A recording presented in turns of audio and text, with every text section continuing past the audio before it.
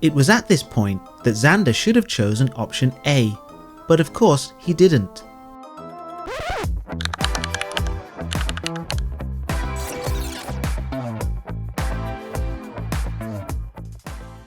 This is the Miuni32, a PCB that stretches the meaning of the word usable to its very limits.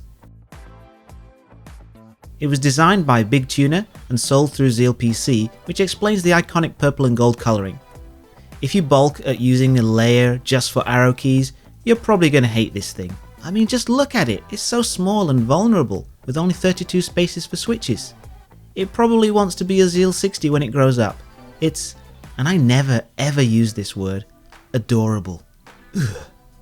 I got this case from the Wizard of Wood LXKHN. You might have seen some of their cases on This Is My 60. The case is only 148 grams.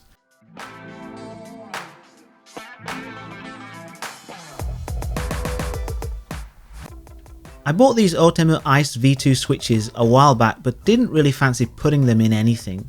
They're just okay in my opinion. They sound pretty bad with a hollow sound and pingy springs. A lot of tactility though, with barely any travel before the bump. There's a noticeable wobble at the stem. I lubed them and put Sprit 68 gram gold plated springs in place of the 62 gram stock springs. It makes them feel and sound better, but not by much. DSA Retro seems like a good fit here. I don't really use it much these days, so it'll be good to bring back my first DSA set and make it a regular on my desk. Okay, now relax. This won't take long. Easiest build ever? Actually no. Even though the switches have the PCB mount legs on them, they're not well sized for this PCB. Cherry switches seem to fit better, but I wanted to use these switches since I won't actually be typing on this board. I had to spend a long time trying to straighten them up.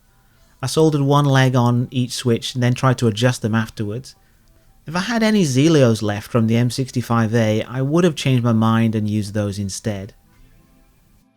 So I'm kind of pleased with how it came out, the way it looks anyway. I really wanted to give the Outemu Ice switches a chance and prove I hadn't wasted my money, but they're just not good, even on this board which won't be used for typing.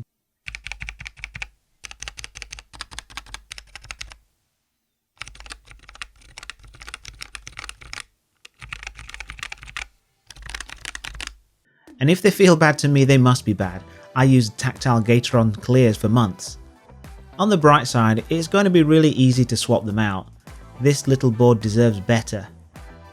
The next job is programming in all the shortcuts I want to use for things like Premiere Pro and Photoshop. If you use a macro pad or a 40% or even a 30% keyboard, let me know what you use it for in the comments. I'll see you next time.